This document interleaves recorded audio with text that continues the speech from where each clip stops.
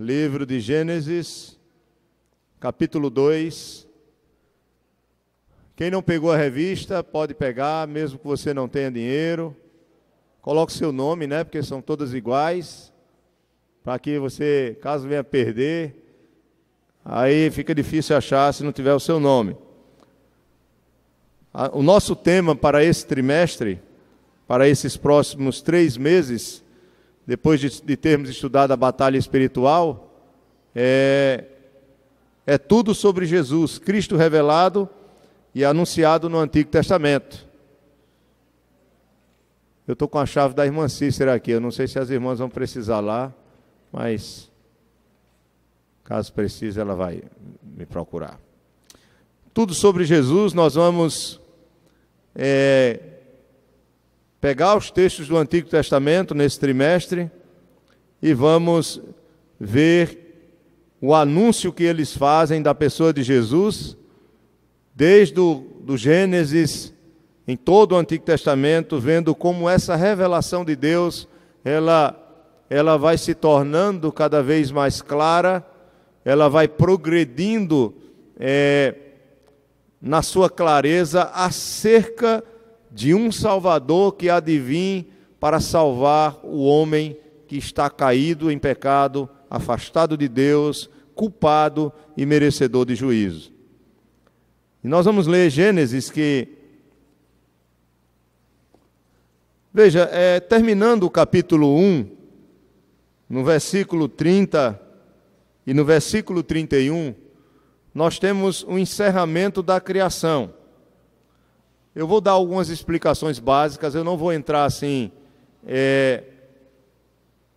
numa área da teologia bíblica que seja tão aprofundado, porque não é essa a nossa intenção na escola dominical. O que tem na revista é o suficiente para os irmãos começarem a ter uma compreensão melhor acerca do anúncio de Jesus Cristo no Antigo Testamento. E o que passar disso, irmãos, é só acréscimo, vai servir para nos dar ainda mais base, e o que for necessário a gente vai acrescentando para os irmãos. Mas veja, o capítulo 1 de Gênesis, se eu perguntar a vocês, a obra da criação ela foi feita em quantos dias? Em 6 dias. Vocês lembram disso, né? Toda a obra da criação, não importa, quer os céus, quer a terra, quer homens, quer anjos, quer animais, toda a obra da criação se deu em 6 dias. Há alguns que vão discutir, esses dias aí foram dias literais? Bem, quando a gente vai fazer um estudo por outros textos, parece que esses dias são dias literais. Mas aí alguém pode questionar, mas como pode ser dia literal se ainda não existia o sistema solar, né, como nós temos hoje? Que é quem faz essa movimentação e gera essa questão do tempo que nós podemos contar entre dias, semanas, meses e anos. Veja, Deus, Ele é soberano e Ele, com certeza, é capaz de realizar coisas que estão além da nossa compreensão. Mas a palavra dia em hebraico, ela significa um dia de 24 horas, mas pode significar um tempo a mais. Embora há uma defesa muito grande de que esses dias foram 6 dias literais, e não 6 dias que tentam se adequar ao que a ciência diz, há milhões de anos, há uma evolução. Não. 6 dias, em 6 dias o Senhor criou. Mas eu quero que vocês pensem não nisso agora, mas no que o texto verso 30 e 31 do capítulo 1 diz: e todos os animais da terra, e todas as aves do céu, e todos os répteis da terra, em que há fôlego de vida, toda a erva verde lhe será para mantimento, e assim se fez. Verso 31, se é o 6º dia, terminando o 6º dia, viu Deus tudo quanto fizera, e eis que era o que, irmãos? Muito bom. Houve tarde e manhã o 6º dia. Quando nós lemos o 1º capítulo e vemos a obra da criação, e vamos ler o 2º capítulo de Gênesis, tem muita gente que fica confuso e diz, mas espera aí, no capítulo 1 não já diz que o homem e a mulher foram criados? porque no capítulo 2 fala novamente da criação da mulher. Vocês estão entendendo o que eu estou querendo dizer? Só para abrir um pouquinho mais o entendimento de vocês, é que o livro de Gênesis, especificamente, a partir do capítulo 2, ele vai se deter apenas à humanidade. Enquanto no capítulo 1, Deus revela a Moisés a criação como um todo, e ele termina com a criação, a obra dos 6 dias, e tudo era bom. Aí o capítulo 2 começa dizendo, no verso 1, assim, pois foram acabados os céus e a terra e todo o seu exército. E havendo Deus terminado, no dia 7º, a sua obra que fizera, descansou nesse dia de toda a sua obra que tinha feito, e abençoou Deus o dia 7º e o santificou, porque nele descansou. Aqui é no sentido de que Deus gozou, se alegrou de toda a obra como Criador que fizera. Então veja, terminou aqui a obra da criação como um todo. Então você não pode ir para o capítulo 2 e achar que no capítulo 2 vai ter uma repetição do que está escrito no capítulo 1. Não. A ênfase agora de Deus, ao revelar essa verdade ao homem, é de se deter agora às pessoas. Por quê? Porque ele vai começar a mostrar a queda do homem, que foi criado santo e puro, e também a obra da redenção que Deus começa a colocar em prática. Tanto que, irmãos, vocês vão ver que no versículo 4, existe uma palavrinha aí que eu queria que vocês guardassem no coração, que está aí logo no início da frase, que eu acho que vocês nunca prestaram atenção. Veja aí no capítulo 2, verso 4, né? Eu disse capítulo 4, foi? Capítulo 2, verso 4. Capítulo 2, verso 4 diz aí, olha. E esta é o quê? A gênese dos céus e da terra quando foram criados, quando o Senhor os criou. Essa é a gênesis, essa é o início, esse é o começo. Mas aí vai continuar o texto, e agora Deus vai revelar a Moisés, dando ênfase apenas agora ao homem, à mulher e aos descendentes dessa mulher. Então, eu não vou entrar nesses detalhes da teologia bíblica, porque não é o momento para isso, mas na próxima semana eu vou trazer alguns versículos chaves para vocês terem pelo menos uma compreensão um pouco melhor acerca disso. Mas de imediato não, vamos nos deter aqui, eu vou tentar me controlar, né? Vamos nos deter aqui, mas eu queria que vocês observassem que a partir do momento, do versículo 4, vocês têm aí como tema a formação do homem, aí depois no verso 18, a formação da mulher, capítulo 3, a queda do homem, capítulo 4, Abel e Caim, verso 17, capítulo 4, os descendentes de Caim, capítulo 5, os descendentes de Adão, 6, a corrupção do gênero humano, o dilúvio. Então tudo agora vai ser relacionado a quem? A humanidade. Vocês estão entendendo, né? Então Deus vai revelar a queda do homem e o plano da salvação, e vai se deter a isso. Não há mais o porquê entrar em detalhes sobre a criação, porque o que ele tinha de revelar sobre a criação em termos gerais, ele deixou lá no capítulo 1 e vai se deter agora só na humanidade. Por isso que é diferente o capítulo 2 do capítulo 1. Aí você fica às vezes quebrando a cabeça e dizendo, mas espera aí, a mulher não foi criada? Lá no capítulo 1 diz, por exemplo, no versículo 27, criou Deus, pois o homem, a sua imagem, a imagem de Deus o criou, homem e mulher os criou. Aí quando chega no capítulo 2, mostra Deus criando a mulher da costela do homem.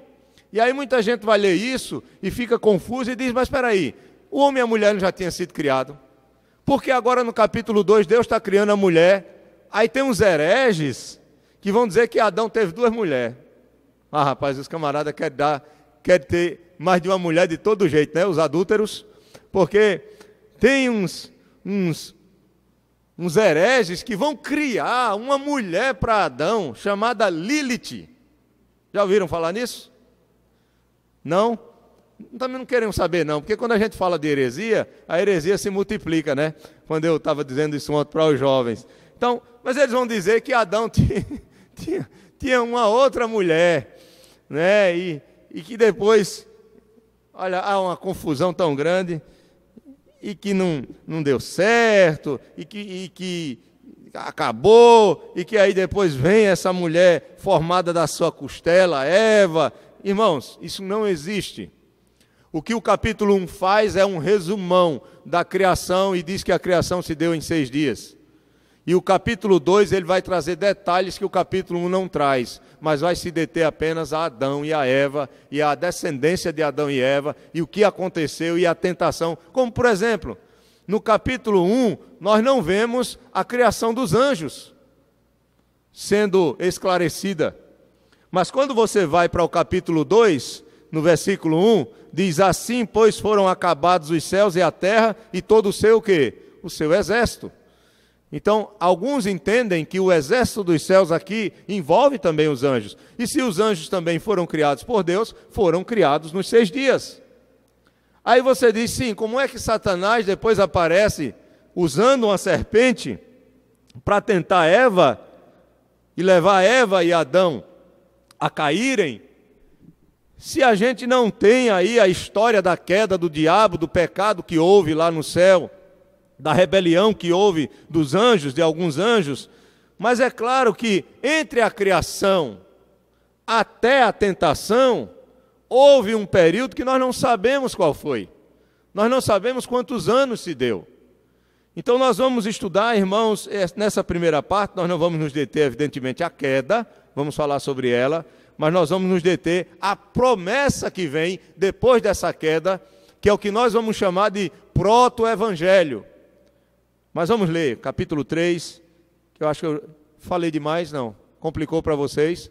Não, né? Então, quando você estiver lendo o capítulo 2, você entenda, Deus se detém aqui a revelar agora sobre a humanidade. Ele vai se deter à humanidade, a como eles foram criados, a beleza de como eles foram criados, a pureza desse homem, a santidade desse homem, a relação que Deus tinha com esse homem era perfeita, mas também o pacto, a aliança que Deus fez com esse homem, que está, antes de ler o 3 eu falei do 2, né?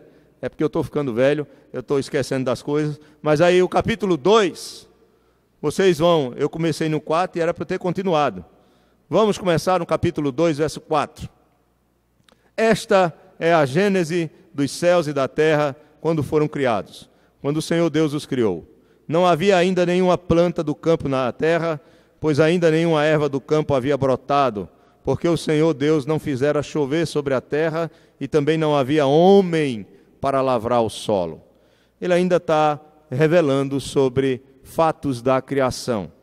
Mas uma neblina subia da terra e regava toda a superfície do solo.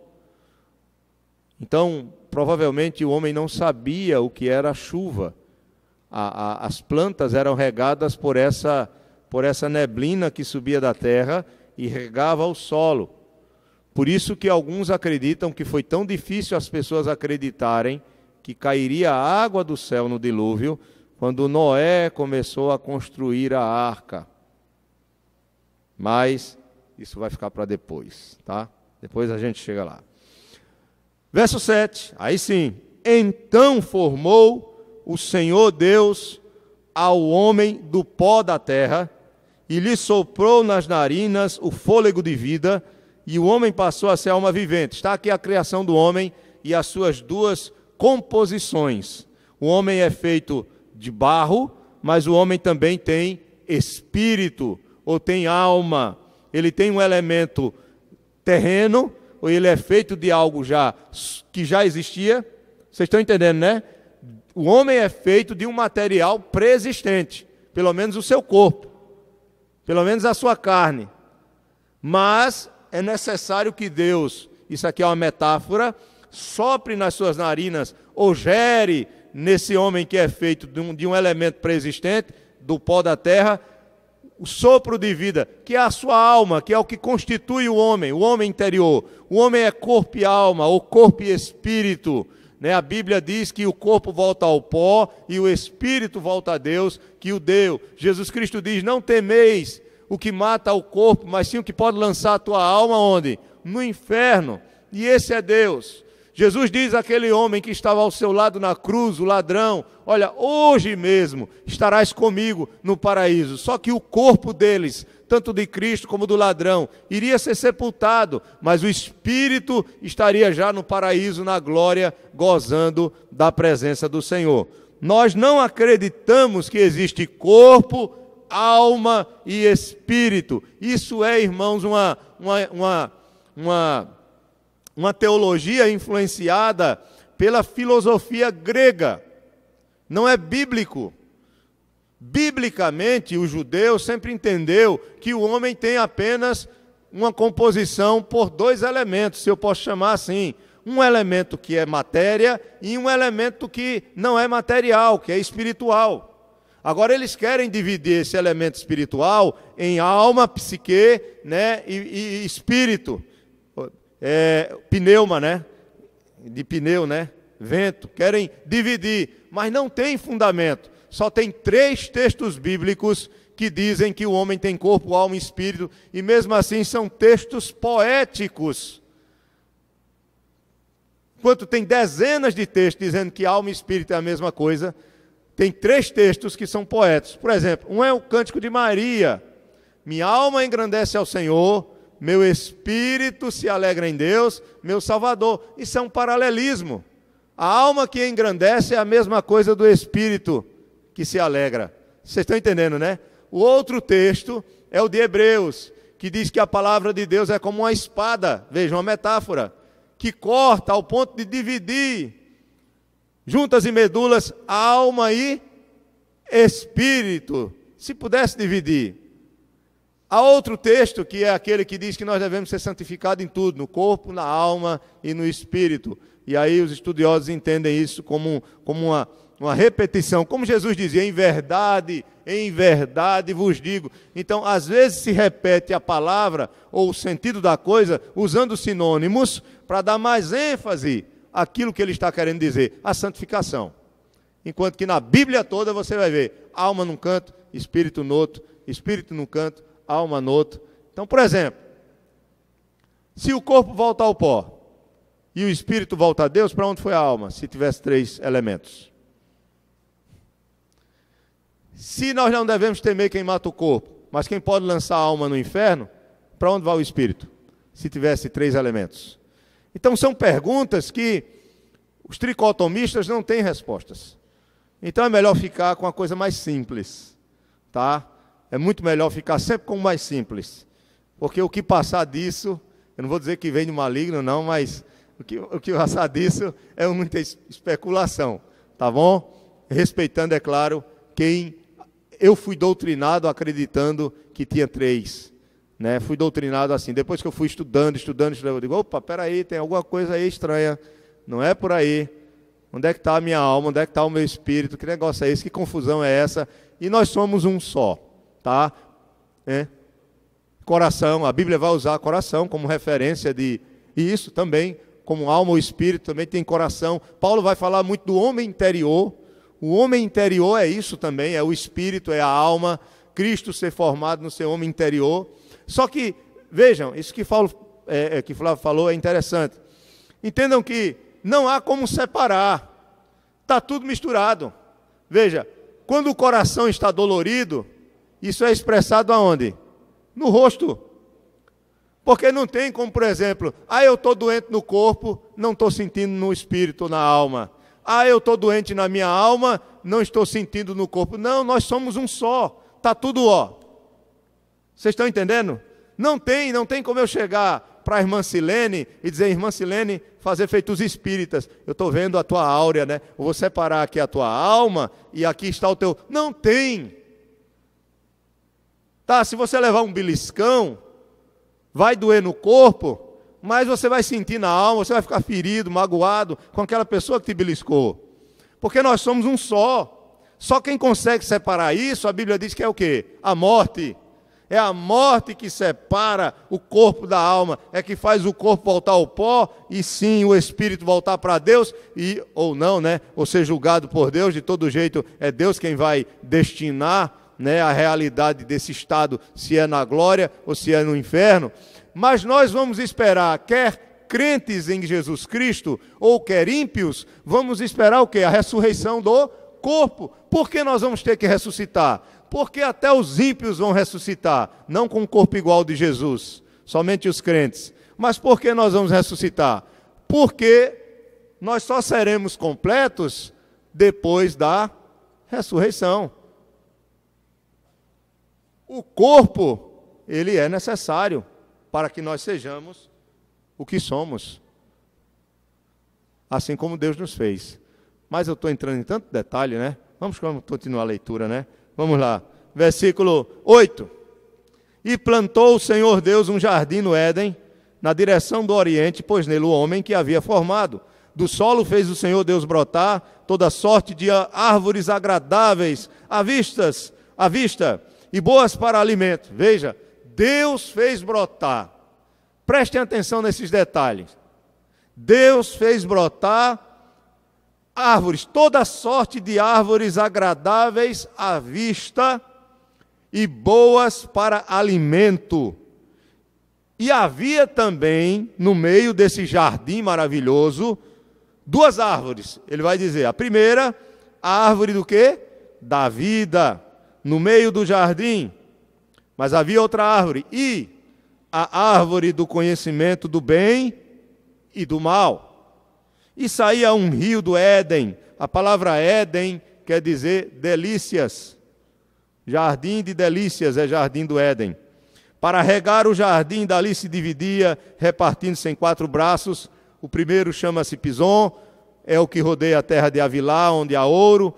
O ouro dessa terra é bom, também se encontra lá o bidélio e a pedra de ônix. O segundo rio se chama Gion, é o que circunda a terra de Cush, porque quando isso aqui foi escrito, já existiam essas terras. Então ele já está fazendo referências locais do período em que ele já era vivo. Moisés, né? É claro, ele recebe essa revelação. O nome do terceiro rio é Tigre, é o que corre pelo oriente da Assíria, olha. E o quarto é o Eufrates. Tomou, pois, o Senhor Deus ao homem e o colocou no jardim do Éden para o cultivar e guardar. O trabalho é bíblico, viu, irmãos? E o trabalho é uma bênção. O problema é que depois do pecado o trabalho se torna a ser pesaroso. Verso 16, aí entra o pacto.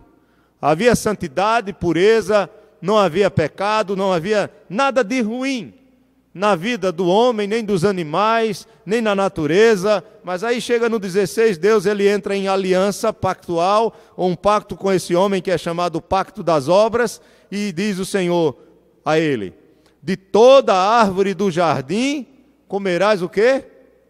Livremente. Deus fez brotar todas as árvores maravilhosas, você vai comer livremente delas todas, mas da árvore do conhecimento do bem e do mal não comerás, porque no dia em que dela comeres, certamente morrerás. Pois não, irmão Edivaldo?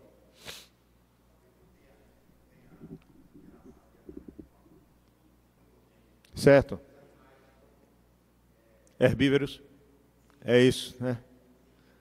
Olha, essa é uma grande discussão, tá? Essa é uma grande discussão. Acredita-se que o homem, ele só se alimentava de vegetais até a queda.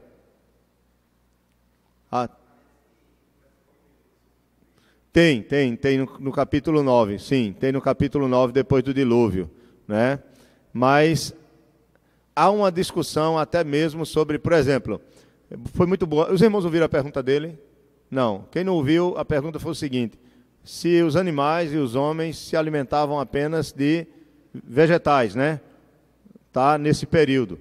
Então, há alguns que vão defender, né? E realmente nós não temos, biblicamente aqui, mostrando o homem se alimentando de carne nesse período.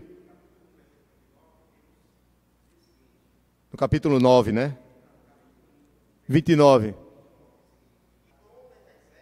Isso. Isso.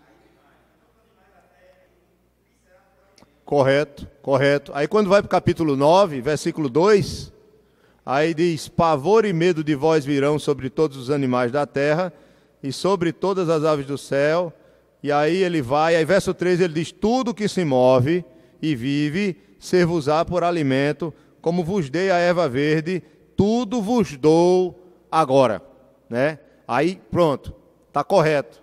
Essa interpretação, ela é uma interpretação muito coerente, tá? De que os animais eles não eram usados como alimento até então, vamos colocar aí, até o dilúvio, até o dilúvio. Depois da queda e depois da punição da queda com o dilúvio, né, uma parte da população e o livramento da família de Noé para dar continuidade ao plano da redenção, da salvação, depois Deus ordena comer os animais. Aí vem outra pergunta, que é a questão da morte. É outra pergunta. A questão da morte, essa morte como juízo, o homem só passou a morrer. O homem ele estava vivo e ele viveria enquanto fosse fiel a esse pacto de não comer da árvore do conhecimento do bem e do mal. Concordam? Que é o que está escrito aqui. Mas aí a outra pergunta: e os animais estavam incluídos aqui ou não? Aí há autores que vão dizer que não, que dentro da cadeia, tem um texto lá dizendo que aos animais também é dado, mas há autores que vão dizer que a morte, ela existia para os animais. Eu tenho dificuldades com isso, mas há autores que vão, o Roekman é um deles. Ele diz que a morte existia para os animais, não como uma questão do pecado, mas porque Deus fez eles para viverem apenas um certo período e isso fazia parte da própria obra da criação. Mas também não há muita segurança nisso. Nós podemos estudar só sobre isso, porque é algo bem, bem profundo que a gente pode mergulhar. Até na próxima semana eu posso trazer mais alguma coisa sobre isso aí, para os irmãos. Mas muito boa a colocação. Já outros dizem que não, que a morte para os animais também vai estar incluída depois da queda do homem. Mas talvez seja algo que vocês nunca pensaram, né? Mas que a gente vai pensando, vai puxar. Esse assunto vai puxar sempre uma coisa ou outra. Mas eu trago para vocês algo a mais sobre isso, para a gente não gastar tanto tempo, mas que fica aí. Uma coisa é certa. Tudo indica, irmão Edivaldo, que o homem não se alimentava de carne, tá? Até esse período dessa ordem. Pelo menos é o que nós temos em termos de referência bíblica aqui no Gênesis. É isso aí mesmo. Assim como a chuva também. É complexo. Sim, sim, isso. Isso. Por causa do pecado, ele mata os animais para cobrir o homem com a pele deles. É isso mesmo. É isso. O primeiro texto da morte de animais, quem mata os próprios animais é Deus, né, para poder cobrir o homem com pele. E alguns já veem nisso Deus revelando de maneira metafórica de que é necessário que um inocente morra para cobrir, porque a vergonha do homem, porque pecado, nudez é símbolo de vergonha depois da queda. E expulsa o homem do jardim, porque não há mais como o homem ter essa comunhão que ele tinha com Deus antes da queda, porque o pecado gera inimizade e separação entre o homem e Deus. Mas eu vou ficar aqui, eu vou trazer com mais detalhes esse assunto, viu, irmão Edivaldo? Porque eu não estou com todos os textos aqui na minha cabeça, e aí eu posso dar o assunto faltando várias coisas, e aí seria melhor eu trazer com mais textos, para a gente olhar outros textos, e ter vamos dizer assim, um embasamento melhor, tá certo? E como eu não me preparei tanto para isso, aí pode ser que eu dê de forma muito rasa, e os irmãos fiquem assim inseguros. Eu não queria que vocês ficassem inseguros, tá? Mas aí o que acontece? Nós não vamos ter na Bíblia o homem comendo realmente carne. Nós vamos ter o sacrifício de animais oferecido por Abel a Deus. logo no capítulo 4. Mas o texto não diz que ele comeu os animais. Diz que ele matou e sacrificou o Senhor. Mas já houve morte quando Deus matou os animais e cobriu o homem, aqui no capítulo 3. Tá? Mas vamos lá, vamos caminhando. Muito boa pergunta. Então Deus entra em aliança com o homem. Essa aliança é chamada de aliança das obras. Nós já explicamos isso a vocês, porque dependia do que o homem fizesse. É diferente de hoje. A nossa salvação não depende do que nós fazemos hoje. A nossa salvação depende do que Jesus Cristo fez na cruz. Porque ele foi o homem que veio fazer o que Adão não fez. Jesus, sim, ele tinha uma aliança das obras com Deus. Mas para nós, a aliança das obras, ela foi quebrada com Adão, quando Adão desobedeceu a Deus. Vocês estão entendendo, né? Qual é a ordem de Deus? Não coma da árvore do conhecimento do bem e do mal. O que era que tinha de mais nessa árvore? Nada. O problema não era a árvore. O problema era o homem, que deveria obedecer à ordem de Deus. Poderia ser uma pedra. Não pegue nessa pedra, não se assente nessa pedra. Claro que a ideia da árvore tem um significado simbólico muito maior, tá? Do que uma pedra. Mas o que eu estou querendo dizer a vocês é que tem muita gente que fica ligado no fruto da árvore, como se o fruto fosse venenoso. Não tem nada com isso, irmãos. O problema não é o fruto da árvore, não é a folha da árvore, não é a árvore. O problema é o que o homem faz em desobedecer a ordem de Deus. É nisso que ele peca. Vamos lá, continuar a leitura. Vamos passar a formação da mulher. Desculpem as mulheres aí. É muito bonito esse texto, mas a gente vai pular, tá? Vamos para o capítulo 3.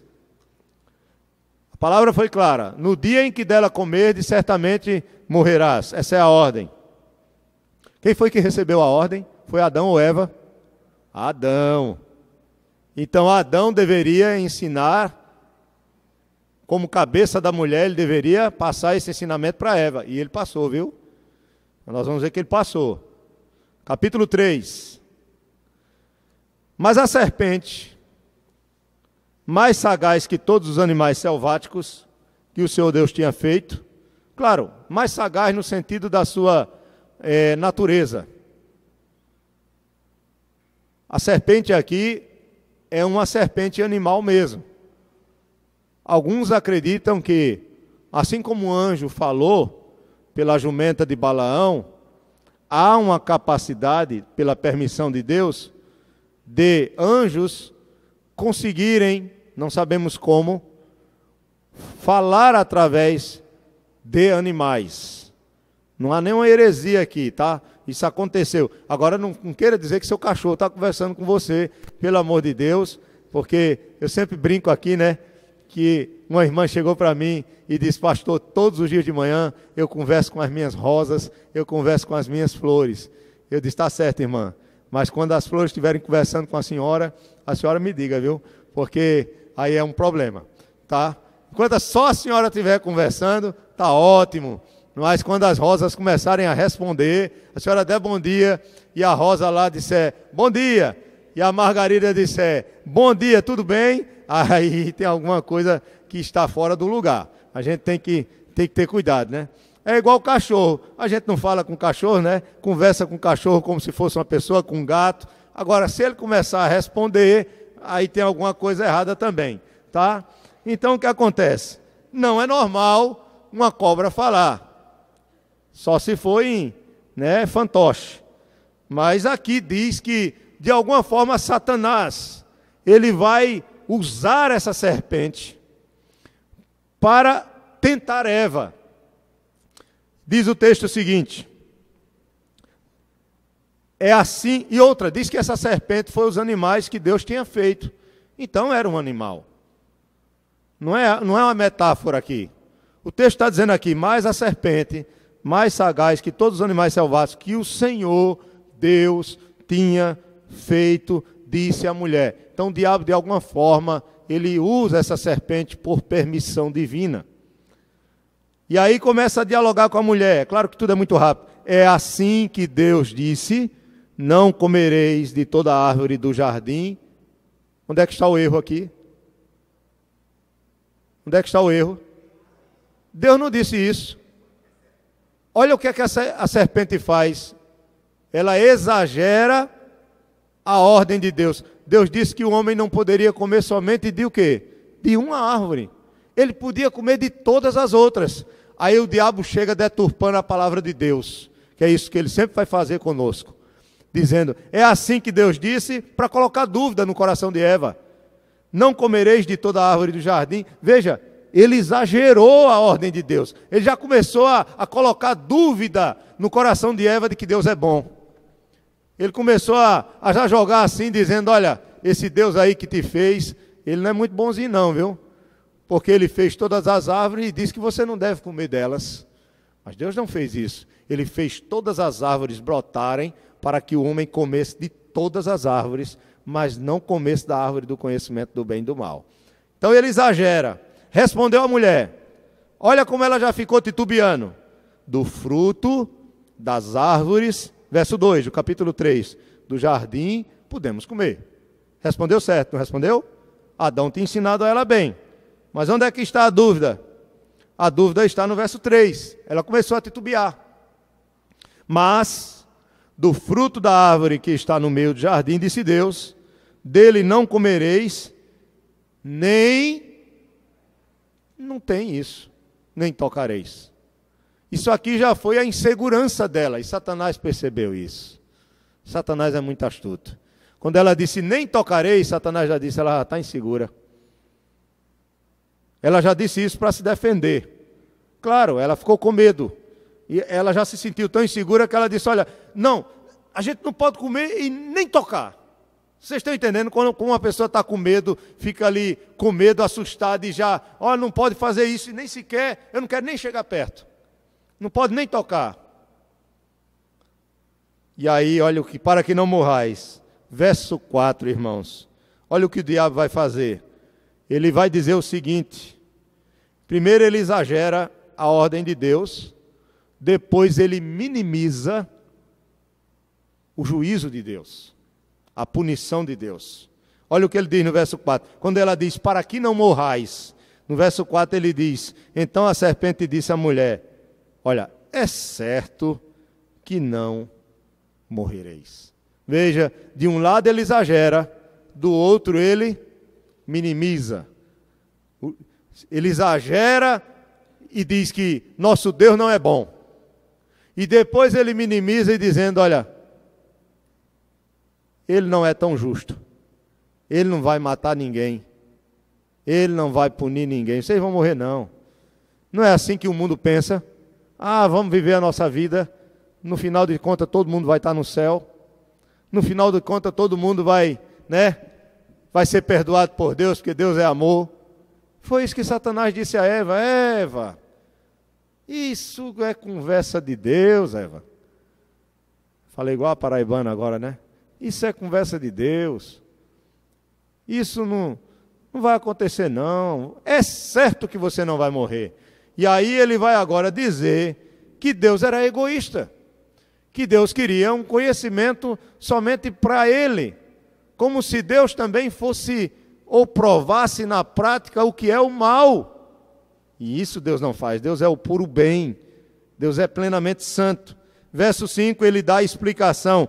Porque Deus sabe que no dia em que dele comerdes se vos abrirão os olhos, e como Deus sereis conhecedores do bem e do mal. Deus é conhecedor do mal apenas no sentido teórico, de saber o que é o mal em toda a sua plenitude, pelo seu saber, pela sua onisciência. Mas Deus não sabe o que é o mal na prática. Deus não pratica o mal. Deus não tenta ninguém. Deus não pode pecar. Inclusive a gente brinca com os estudiosos de teologia dizendo, o que é que Deus não pode fazer?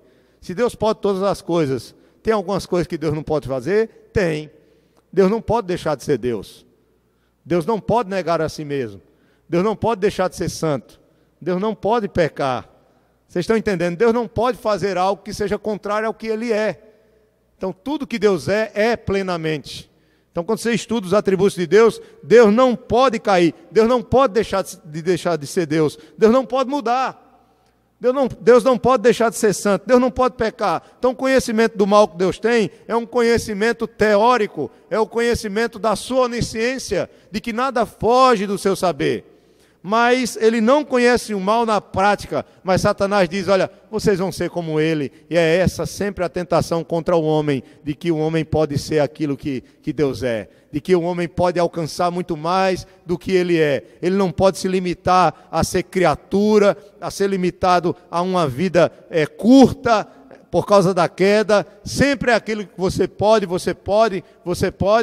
e agora com essa, né? Eu achei legal ontem que o Rodrigo disse, né? A gente falando sobre a tentação de Jesus.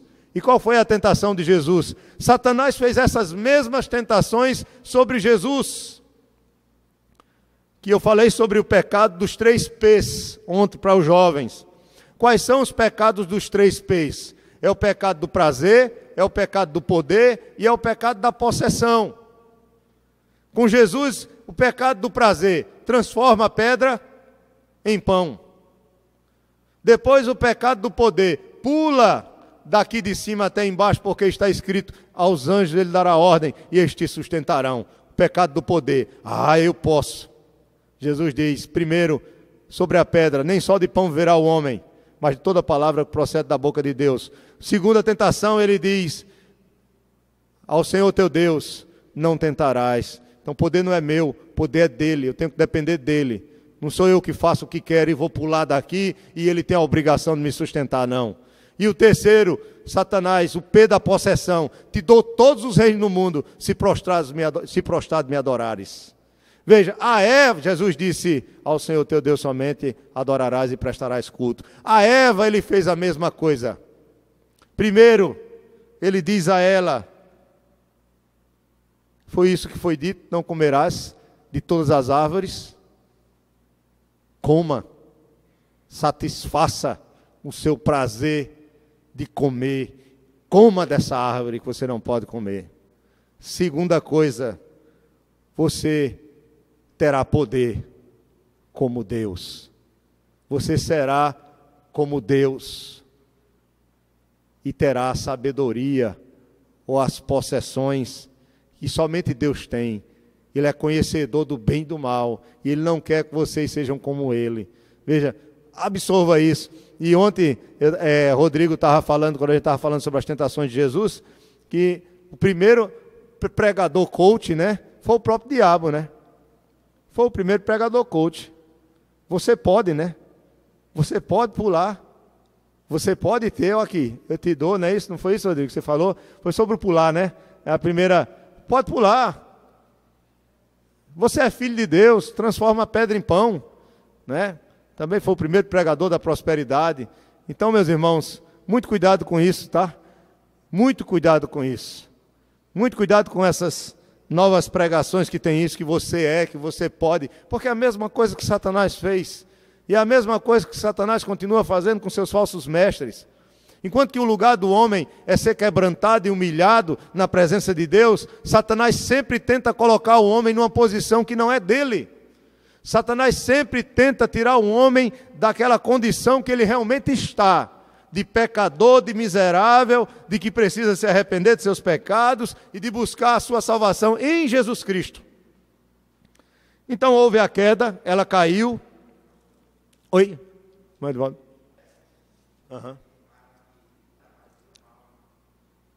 Aquele mal ali no contexto ele cria o mal. É claro que aquela fala ali é em relação ao mal como juízo, como punição para os que são pecadores. Embora Deus, ele não, vamos dizer assim, o autor direto, né? Mas ele, na sua soberania, ele permitiu a existência do mal mesmo, no sentido do pecado, da queda, do que é ruim, do contrário de bem mesmo, no mundo. Ele é não o autor direto, mas ele é aquele que decretou permitir a entrada do mal. O autor direto do mal, em primeiro lugar, é Satanás, que caiu primeiro do que o homem, depois tentou o homem caiu. Na nossa vida é Adão, né? É Adão. Esse seu texto é um texto muito bom. Preexistiu na queda de Satanás. Isso mesmo. Então, por decreto permissivo, Deus decretou a existência do mal, mas ele não gerou o mal diretamente. Ele permitiu que o mal entrasse pela sua criação. Está entendendo, né? Satanás, como criatura, Deus permite que ele caia, que ele peca. Por quê? Aí há um plano maior em tudo isso aí. E aí tem coisas que a gente não vai saber explicar dentro desse assunto que é chamado de teodiceia, né? A existência de um mal. Nós temos que apenas acreditar, pelo que a palavra diz, que se Deus permitiu a entrada do mal dentro daquilo que Ele criou, sendo tudo muito bom, mas Ele só existiu o mal porque Ele não poderia. Foi uma pergunta de uma criança. Eu estava vendo um vídeo de uma pregação de John MacArthur. E John MacArthur, uma igreja enorme, né? A igreja, eu acho que era a igreja que ele era pastor, e eu acho que era uma escola dominical, assim como vocês podem perguntar e participar, só que eles têm microfones lá, né? Porque a igreja é muito grande, aqui já é difícil da gente ouvir, né? A igreja é muito grande, aí uma criança estava no culto e se levanta, e ele está pregando e faz a pergunta. E, pastor John, o senhor poderia dizer por que Deus não impediu que Eva comesse do fruto? Vocês estão entendendo, né? Coisa de criança, né? É uma pergunta que ele disse, você fez uma das perguntas mais difíceis do mundo, que nós não temos condições com a nossa mente de responder uma pergunta dessa. A única resposta que nós podemos dar é a seguinte: porque ele não quis. Agora, se ele não quis, é porque há um propósito maior. É aquilo que John Piper ele costuma dizer. A gente vê as coisas por um prisma muito mais fatual, real, assim, da coisa em si, do momento. Deus, ele vê tudo como ele vê também a questão como fatual, mas ele vê também como uma grande pintura já completa, como um mosaico, por causa do seu plano já determinado. Eu não sei se vocês estão entendendo o que eu... Está entendendo, irmão Edevaldo? Por exemplo, eu estou doente agora e eu estou orando para Deus me curar. Um exemplo. Deus está vendo isso na minha vida? Deus está. Deus está tratando comigo agora nesse momento? Está se relacionando comigo? Está. Mas já existe um decreto e um plano determinado, que é isso que nós vamos ver aqui, que Deus não somente vê a minha vida por um momento ou pelo presente, mas Ele enxerga a minha vida como um todo, desde a minha escolha na eternidade até a minha eternidade com Ele na glória, e não somente a minha, mas a de todos os seus filhos, de todos os que não são seus filhos, de toda a criação e de todo o universo. Isso é muito para a nossa cabeça. Mas assim, nós não sabemos por que Deus permitiu a entrada do mal, mas só entrou porque Ele permitiu. E a gente nunca vai entender, não. Nós nunca vamos compreender, nós nunca vamos ser Deus, né? Então é como ele diz, os meus pensamentos não são os vossos. Agora a gente sabe, Satanás só caiu porque Deus lhe deu o livre-arbítrio. Ali Satanás tinha o livre-arbítrio. Depois que Satanás cai, acabou-se o livre-arbítrio para os anjos. Vocês estão entendendo, né? Os anjos tiveram livre-arbítrio? Sim. Assim como os homens. Assim como Adão e Eva teve em comer ou não comer. Mas aí a pergunta foi, quando Satanás caiu, é possível agora algum anjo cair novamente? Não, quem caiu, caiu, quem não caiu, não cai mais. E é o que vai acontecer conosco. Adão caiu, não caiu? Todos se tornaram pecadores, não se tornaram? Jesus Cristo veio e morreu por nós. Quem é de Cristo será salvo plenamente. Eu pergunto, na glória haverá queda? Não. Não haverá. Gabriel pode se rebelar contra Deus, Miguel pode se rebelar contra Deus. Há insegurança no céu? Não. Mas Deus, quando criou, parece-me que Ele deu, não se tem isso na Bíblia, mas a Bíblia fala de anjos eleitos. E a gente vai entrar nessa coisa, eu vou sair daqui hoje, né? Mas aí, os anjos que não foram eleitos caíram. Porque Deus não fez os anjos para se multiplicarem. Deus fez uma soma só. Vocês estão entendendo, né? Pum, milhares e milhares. Com o homem não, Ele fez um casal. Se tiver um miserável aqui que diga que Deus fez um homem e várias mulheres para ele, é porque você está querendo pecar. Não faça isso não, pelo amor de Deus, né? E aí não venha com essa não. Deus fez um homem e uma mulher. Jesus diz, Deus fez Adão e fez Eva, quando ele é questionado sobre o divórcio. Ele fez o homem e fez Eva. Sim, mas Moisés deu carta de divórcio, por causa da dureza do coração de vocês. Mas Deus fez um e um. Ele não fez um para 10 mulheres, não. E crescer e multiplicar. Ele não poderia ter dado 100 mulheres a Adão. Não tinha se multiplicado muito mais rápido, não tinha? Mas ele deu só uma mulher. Então, muito cuidado aí, viu? Quem quiser defender aí a questão da poligamia à luz da Bíblia, cuidado, porque depois vai ter um bocado de diabinho do seu lado, né? Lhe furando com um garfo lá no inferno. E estou falando isso, né? Já pensasse? Lá no inferno não é como no Brasil não, viu? Não tem problema da Petrobras faltar gás para o foguinho diminuir a chama, nem ter greve, os demônios não entram em greve, tá? O sofrimento não para não, viu? Não tem esse negócio de coronavírus, que os demônios vão pegar e ficar um tempinho sem dar chibatada na negada, que a coisa vai, olha, todo dia, eternamente, onde o bicho não morre e o fogo nunca se apaga, né? Eu estou usando o literal aqui, irmãos, para trazer algo pouco cômico, mas é triste. Mas no inferno o sofrimento será permanente. O fogo não é literal. O sofrimento no inferno é um sofrimento que nós não conseguimos compreender, mas será um sofrimento no corpo e na alma de uma maneira intensa que ninguém nunca, jamais poderá imaginar. Como Jonatas Eduardes disse, os crentes de verdade, nós estamos vivendo o inferno hoje. E os ímpios aqui estão vivendo o quê? O céu. Porque lá nós vamos viver o verdadeiro céu. Mas os ímpios vão ver o que é o verdadeiro inferno. Jonatas Eduardes diz isso. Veja que coisa interessante. Porque, na verdade, o crente não adoece, não sofre, é uma luta por causa do pecado de Adão. Mas vamos lá, Adão caiu, né? E eu não entrei na lição ainda. Pode um negócio desse? A gente chega lá.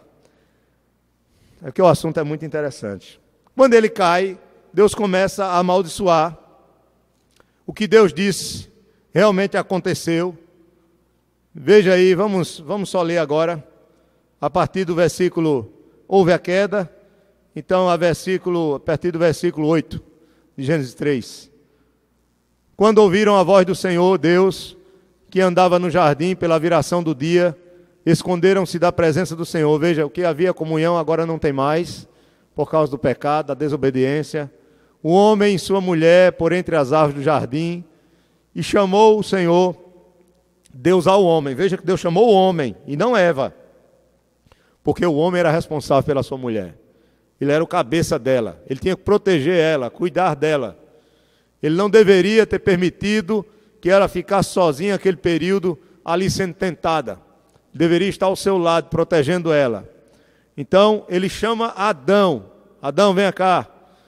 O homem e sua mulher. E chamando Adão, perguntou, onde estás? Não é porque Deus não sabia.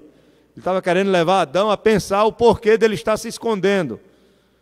Ele respondeu, ouvi tua voz no jardim, e porque estava nu, tive medo. Veja, não havia medo no homem em relação a Deus. Mas agora o pecado, diante da santidade de Deus, gera medo, porque atrai sobre si o juízo, a condenação.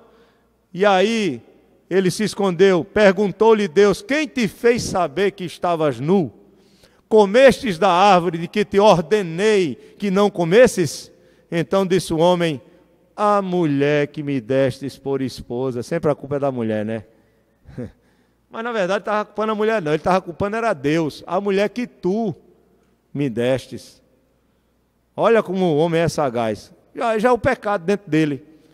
Veja que o pecado já estava levando ele a ser contra quem? O próprio Deus. Isso, transferência de culpa. Ele não, em vez de ele se humilhar, Deus, eu pequei, tem misericórdia de mim, me ajude. Mas não, o pecado já estava dentro dele e ele já começa agora, peraí, então, calma, vá devagar, Deus. Primeiro, não foi eu, foi a mulher. Segundo, eu não pedi essa mulher, foi tu que me deste. Ela, olha a resposta de Deus. Disse o Senhor à mulher: que é isso que fizeste? Respondeu a mulher: a serpente me enganou e eu comi. Ela falou a verdade. Então o Senhor disse à serpente, veja que Deus não pergunta nada à serpente, ele pergunta ao homem, pergunta à mulher, mas com o diabo ele não tem diálogo. Ele não fica perguntando nada não, ele já vai e amaldiçoa. E é nisso que eu queria chegar. Então o Senhor disse à serpente: visto que fizeste, maldita és entre todos os animais domésticos, e o és entre todos os animais selváticos, rastejarás sobre o teu ventre e comerás pó todos os dias da tua vida. Ele está falando aqui de forma simbólica, com a maneira como a serpente vive, para como vai ser a realidade de Satanás. E ele vai dizer o seguinte: porém, verso 15, é o proto-evangelho, a primeira promessa de Jesus é essa: porém, inimizade entre ti e a mulher, entre a tua descendência e o seu descendente. Este descendente te ferirá a cabeça e tu lhe ferirás o calcanhar. Parei aqui, tá? Esse é o texto principal do nosso texto, o descendente da mulher. Quem é esse descendente que vai esmagar a cabeça da serpente? Irmãos, aqui nós temos o que os estudiosos chamam de o proto-evangelho. A primeira vez que Deus vai revelar de maneira ainda bem, vamos dizer assim, um pouco escondida, ainda não tão clara, de que haverá salvação para esse homem que acabara de cair. Deus promete a essa mulher que come do fruto, que cai, que agora vai ser amaldiçoada a partir do verso 16, juntamente com o homem, no verso 18, que vão ser expulsos do paraíso, vão ser lançados fora, vão agora ter que enfrentar o trabalho com o suor do rosto, a mulher vai ter que estar agora debaixo desse poder do homem, mas não mais de um poder santo, mas um poder que será terrível sobre a vida dela. Um homem que poderia ser um homem que iria lhe proteger, cuidar dela, amá-la de todo o seu coração, ele poderá agora ser um escravizador, ser um homem que vai lhe maltratar, porque estruturalmente, fisicamente, na criação, o homem ele é, eu estou falando em termos físicos, tá? Não em termos de inteligência, mas em termos de músculo, de físico, o homem ele é muito mais forte do que a mulher. É raro, né, ter uma mulher com mais força do que homem. Mas não dá para... Por isso que vocês veem aí a quantidade de feminicídios. O homem matando a mulher porque ele tem mais força, ele consegue submeter uma mulher.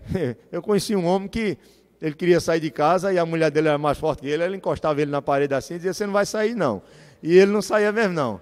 Ele ficava querendo se mexer e ela só fazia assim, encostava ele no canto da parede e dizia: você não vai sair não. Encostava assim, ele se remexia, não saía da sua mãe, né? Então, aí não tinha condição. Mas isso é verdade, viu, irmãos? Mas, nesse caso, o que eu quero que vocês entendam, eu tenho que ser cômico às vezes, né? Mas o que eu quero que vocês entendam é que tudo vai piorar. Deus está sendo claro e dizendo: olha, o pecado, ele trouxe uma maldição na vida como um todo.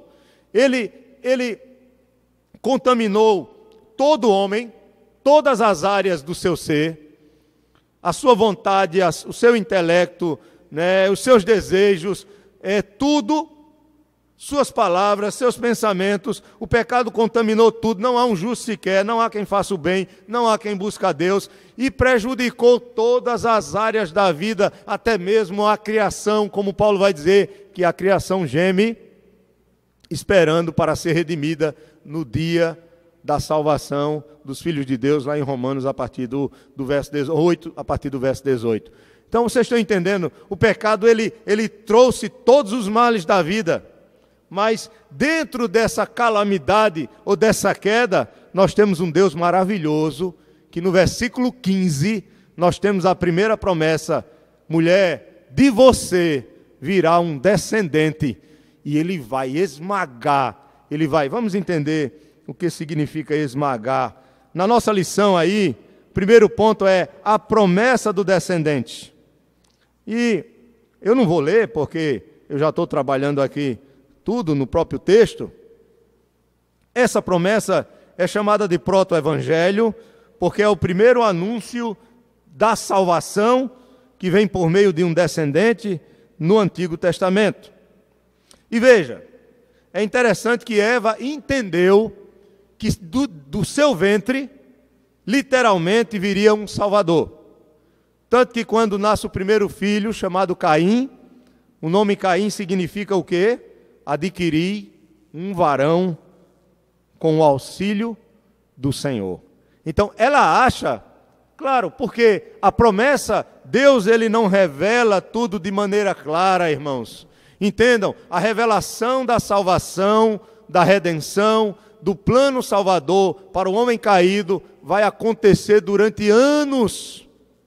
Deus vai repetir essa promessa várias vezes, trazendo cada vez mais luz, para que a humanidade comece a enxergar que Jesus Cristo, ele é prometido desde o início.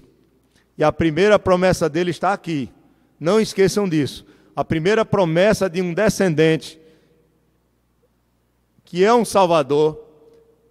Eu gostaria que vocês abrissem Apocalipse, só para vocês, deixem marcado aí.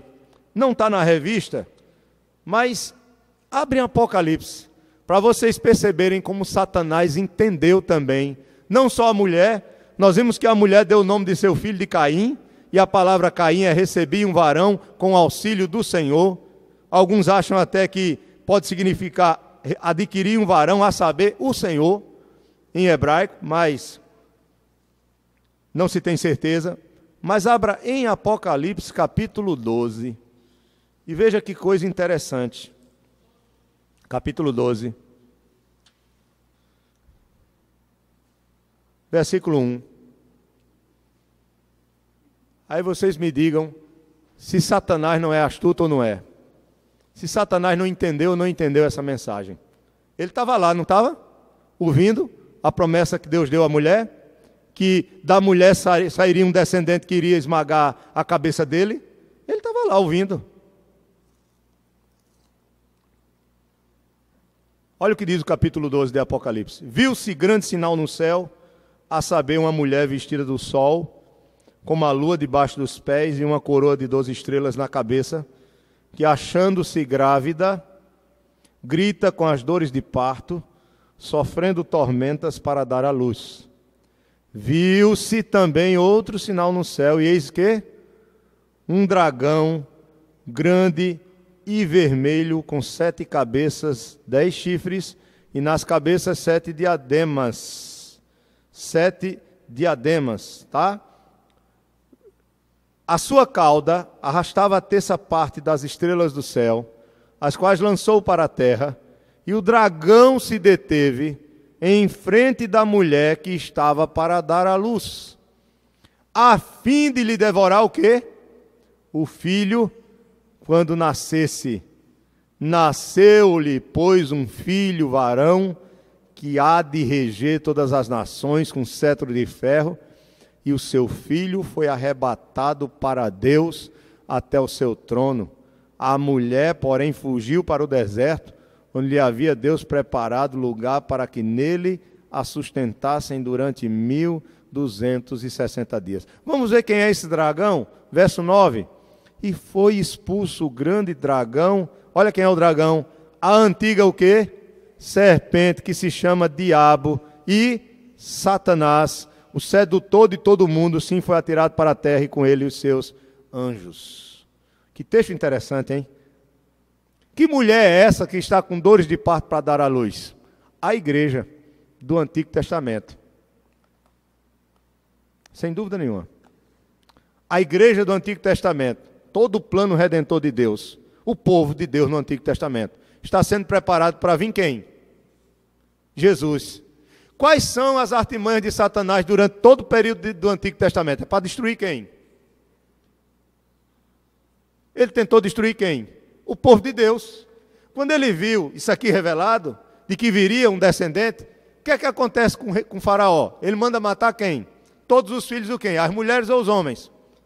Todos os homens. Faraó é usado pelo diabo para mandar matar todos os filhos nascidos de quem? Dos judeus. E todas as outras nações que são usadas para destruir o povo de Israel. De onde virá o descendente? Sempre o diabo tentando, olha, devorar o filho. Quando Jesus nasce, quem é usado para matar todas as crianças de 2 anos para baixo? Herodes. Aí vocês ainda estão brincando e achando que o diabo é brincadeira, que ele não está lutando contra o povo de Deus. Só que não teve jeito, né? Deus, ele realiza os seus planos e os seus planos não podem ser frustrados. Esse filho veio, esse filho morreu e esse filho subiu, ressuscitou, está à destra de Deus, que é isso que o texto diz aqui em Apocalipse. E outra, a mulher foi levada para o deserto. Que mulher é essa que está no deserto agora? É a igreja do Novo Testamento. Somos nós, meus irmãos, que estamos nesse período entre a primeira vinda, a subida dele para o céu, até a segunda vinda. Nós estamos nessa luta e ele continua batalhando, mas nós já somos vencedores, porque o filho já veio, o filho já esmagou a cabeça dele. Só que o plano da salvação se tornará completo quando Jesus Cristo vier pela segunda vez. Isso aí, esse estudo sobre Apocalipse eu já dei para vocês em detalhes, mas muitos não tiveram. Mas o que eu quero que vocês entendam é que a história da redenção, ela vai continuar, Deus se revelando. Interessante, Satanás percebeu que não era Caim e pensou que o filho era quem? Abel. Aí vocês vão ver que Caim mata quem? Aí nasce Sete. É interessante demais. Vocês vão ver como Deus ele vai cuidando do seu povo. Vai haver várias coisas para que esse descendente não nasça. Eu gostaria de poder me aprofundar nisso com vocês. A gente vai ter tempo para isso. Numa aula não dá. Então tenham paciência comigo também. Mas essa promessa desse descendente foi ou não foi cumprida? Esse homem que vem da mulher, que não era literalmente de Eva, mas era da descendência de Eva, dos homens, ele se torna homem, irmãos. A promessa messiânica, que é o segundo ponto da nossa lição, ela foi cumprida. Ela foi cumprida na pessoa de Jesus. Abra a sua Bíblia em Mateus capítulo 1, verso 11. Nós já estamos encerrando agora. Desculpa se eu me detive em algumas coisas, mas como é o primeiro estudo, né, é necessário, né, a gente... E a pergunta de Edivaldo, eu vou trazer um melhor embasamento, tá, sobre isso. Mateus capítulo 1, verso 11, alguém pode ler? Está na genealogia. Não, eu acho que eu errei aqui. Perdão. Opa, vamos lá. Não, vamos para Lucas. Não é isso não. Vamos Lucas. Aqui há um erro, desculpa.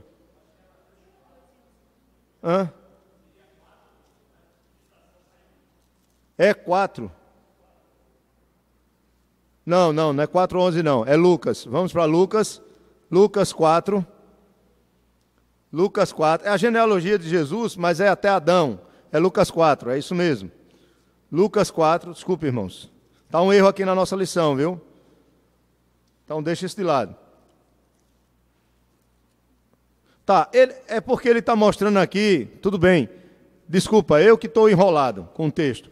O que acontece aqui é que ele vai mostrar que Jesus ele começa a vencer o diabo justamente pelas expulsões de demônios e pelo seu poder sobre os demônios enquanto ele estava aqui na terra. Mas a maior vitória de Cristo sobre Satanás é quando ele morre na cruz pelos nossos pecados e ressuscita. Que é isso que Colossenses vai dizer, que ele triunfou, né? Ele triunfou sobre os espíritos malignos. Mas o que eu queria também ler com vocês era a genealogia a genealogia de Jesus, que está aqui no capítulo, Lucas, isso, amém, meu irmão, obrigado, capítulo 3, verso 23, que ele começa com Jesus, nós não vamos ler toda a genealogia, tá? Ele diz, Jesus, cerca de 30 anos, ao começar o seu ministério, era como se cuidava, filho de José, filho de Eli, e aí ele vai, verso 38. Cainã, filho de Enos, Enos, filho de Sete, e este filho de Adão, filho de Deus. Então, Jesus, ele é esse filho de Adão. Vocês estão entendendo, né? Esse descendente de Adão e Eva. Aí vocês dizem, mas espera aí, ele começa a contar aqui por José, mas por Maria também. Porque a família vinha de Davi, vinha da mesma tribo. Então o que eu quero que vocês entendam é que esse descendente começa a triunfar sobre os demônios, e aí é por isso que entra Mateus 4,11, como o irmão Edmilson fez a boa correção, bota Mateus 4,11, e Lucas 4, do 1 ao 13, que vai mostrar a vitória dele na tentação contra Satanás, e ele vai vencer em todos os sentidos. Mas como, por exemplo, Colossenses 2, 14 e 15, diz que Jesus Cristo, ele despojando, ele cancelou, né, o escrito de dívida que era contra nós, e despojando os principados e potestades, publicamente os expôs ao desprezo, triunfando deles na cruz. E Apocalipse capítulo 12 diz que Satanás foi o quê? Foi expulso. Quando o filho sobe, ele não tem mais nenhuma legalidade ou autoridade de nos acusar. Os teólogos costumam dizer que ele caiu 2 vezes. Ele caiu com o pecado dele, e ele caiu quando Cristo, como homem, subiu e passou a estar à destra de Deus. Porque Satanás, ele não pode mais nem te acusar, nem me acusar, porque está lá, Jesus está como nosso advogado e o nosso intercessor à destra de Deus. Amém, meus irmãos?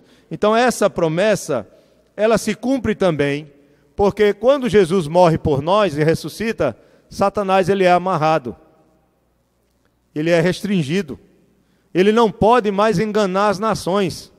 Por quê? Porque agora o evangelho está sendo pregado e as vidas estão sendo libertas. Diga, irmão Edmilson. Isso. O pisar a cabeça da serpente é a vitória realmente do descendente, que é Cristo na cruz, morrendo justamente a nossa morte. Por quê? Porque ele derrota Satanás. Porque nós não seremos mais condenados como ele é condenado, por causa da sua tentação e da nossa queda em Adão. Porque houve a justiça de Deus foi feita em nós, na pessoa de Jesus Cristo. Ele pune o nosso pecado na pessoa de Jesus. Olha que coisa maravilhosa. E o ferir o calcanhar é porque, querendo ou não, ele precisa receber esse juízo, a ira de Deus, por causa dos nossos pecados. Legalmente ele assume a nossa culpa. Então, primeiro e segundo ponto, irmãos, ele cumpre, ele é esse descendente. A história está só começando, tá? A história está só começando. Nós vamos ver que começa com esse descendente e Deus começa a trazer novas revelações no decorrer do Antigo Testamento. A próxima lição, o Senhor proverá um cordeiro. É a noção que o povo vai ter que um inocente precisa morrer pelo culpado. Então vai ficando mais claro cada vez mais a obra da salvação. tá? E eu vou trazer mais uma explicação sobre essa questão do comer carne, né, de ervas, dessa questão dos animais e do homem antes do dilúvio, tá? Para vocês na próxima semana. Tá bom, meus irmãos? Alguma dúvida? Deu para esclarecer? Ficou? Ou eu deixei ainda muita brecha aí para vocês? Não ficou claro? Amém. Então, por aqui você já sabe que não há escapatória e que não há salvação fora de quem? Fora do descendente que é Cristo.